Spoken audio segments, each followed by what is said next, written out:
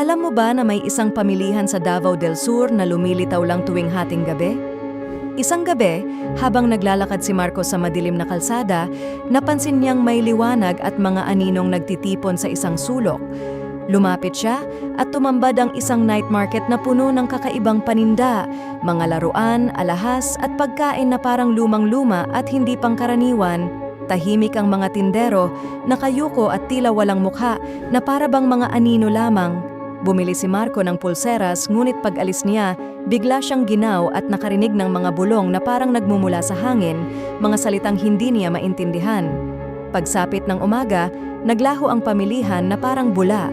Ang mas nakakatakot, hindi na matanggal ni Marco ang pulseras, parang nakalapat ito sa balat niya at kahit anong gawin niya, nananatili.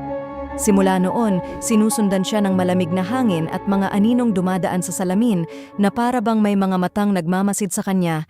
Sabi ng matatanda, huwag mong tanggapin ang kahit anong bagay mula sa Phantom Market dahil dala nito ang sumpa ng mga kaluluwang di matahimik na naghahanap ng kapalit.